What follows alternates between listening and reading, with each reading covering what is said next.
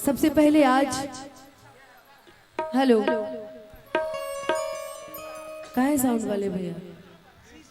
Hello तब vocal उठाओ यार इसका। Hello hello hello hello hello label भी थोड़ा देख लो इसको यार। सबसे पहले आज इस पावन पवित्र धरती मुंगिया नबी नगर के इस धरती पे जितने भी लोग उपस्थित हैं इस गजना महोत्सव में मैं उन सभी को प्रणाम करती हूँ।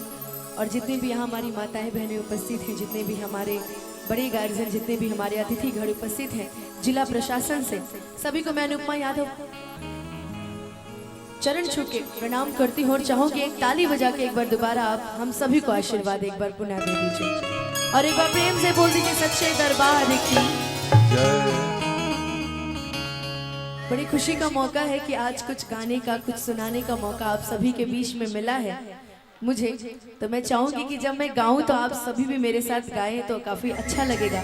हमारे बीच में छोटे बाबा की पूरी टीम, रमज्ञा भैया, मुन्ना भैया काफी देर से ट्यूनिंग बजाते जा रहे थे, अमित भैया, रतन भैया, सोचा तो मैं क्या बोलूंगी, टिंकू भैया, तो सभी का बहुत बहुत स्वागत, बहुत बहुत अभिनंदन इस मंच के माध्यम से।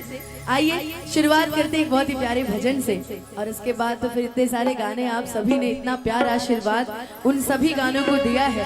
अभी तो पूरे वर्ल्ड पे ट्रेंडिंग नंबर 1 पे चल रहा है, आइला हम बारात करे या कि हमसे बात करे, मांगे में मोबाइल नंबर लगा कर आखिरी में जब मुझे मौका मिलेगा तो मैं पूरी कोशिश करूंगी कि इन सभी गानों को आप सभी के बीच में रखूं। और हम तो मंच के कलाकार हैं भाई, हम तो सब गाते हैं ना, सभी जानते हैं मुझे और बहुत ही सारा प्यार देते हैं, बहुत आशीर्वाद मुझे देते हैं। पहला गाना जो हिट हुआ था सबसे ज्यादा सुना जाने वाला लेला पुदीना,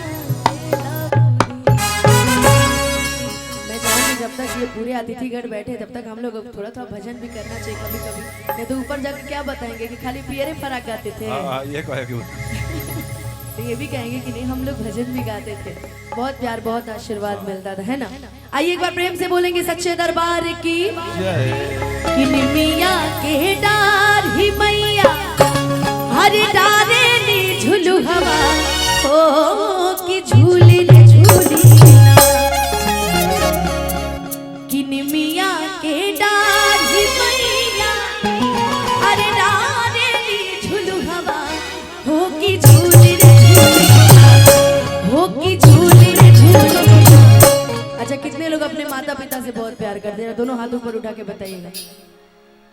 अच्छा ये सारे लोग मेहरारू प्रेम वाले हैं ना। हम तो कितने लोग, कितने सच बताइए कितने लोग अपने माँ बाप से सच में प्यार करते हैं? देख ले हाथ उठा ले बा। देखिए ये सर का भाईचारा भी चल रहा है, ये भी अपनी पत्नी से त्रस्त हैं। बाकी सर आप लोग ये लोग मेहरारू से प्यार करते हैं। मेहरारू से त्रस्त नहीं नहीं नहीं नहीं। अरे जो अपने माता पिता से प्यार करते एक बार दोनों हाथ ऊपर उठाओ यार। अरे भाई जी उठाओ दोनों हाथ एक बार ऊपर और ताली बजा के गाओ कि मैया मोरी गा मैया मोरी गा झूली रे झूली मैया के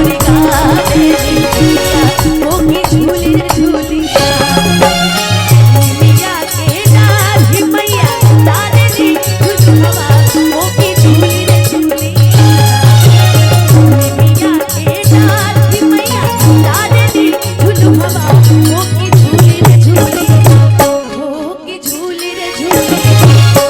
उधर हमारे महिलाओं में देखिए इतनी संख्या है इनकी, मतलब कहा जाए कि इनके बिना सब अधूरा है, लेकिन देखिए सब खाली बैठ के खाली लाली लिपस्टिक लगा के आए ना, भजन गाने कोई नहीं आया है जी। जरा एक बार दोनों हाथ ऊपर उठाओ तो जरा नारी शक्ति दिखाओ तो अपनी अपनी, उठाओ दोनों हाथ ऊपर और एक बार प्रेम से बोलो सच्चे दरबार की और ताली बजा के गाओ तो मेरे साथ कि मैया मोरी गा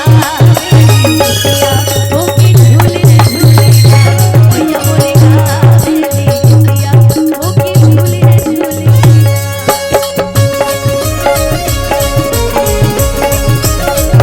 क्या बात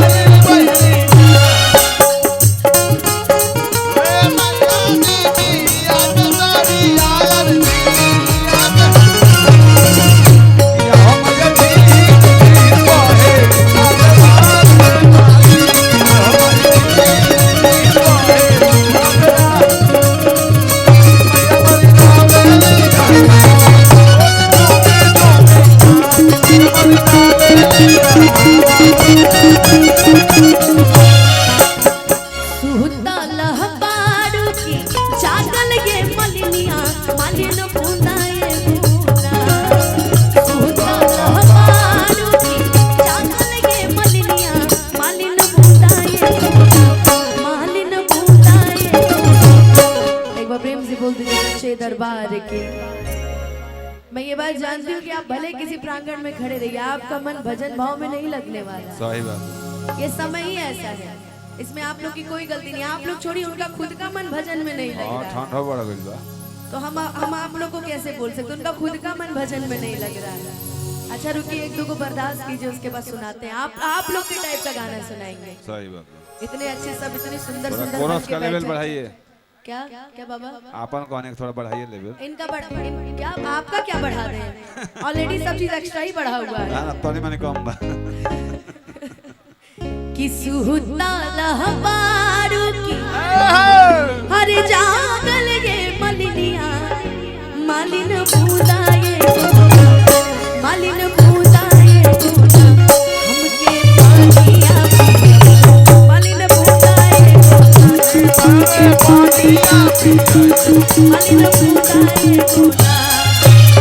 निमिया के डाल भैया डाल दी झुलुकवा हो की झूल रे झूलिया। निमिया के डाल भैया डाल दी झुलुकवा हो की झूल रे झूलिया, हो की झूल रे झूलिया। भैया मोरी गावे हो की झूल रे झूलिया, भैया मोरी गावे हो की झूल रे झूलिया, भैया मोरी गावे।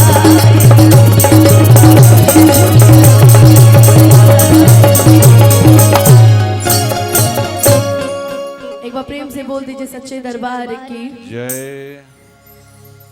इतनी सुंदर भीड़ है और इतने प्यारे प्यारे ऑडियंस है, तो मैं चाहूंगी कि रमज्ञ भैया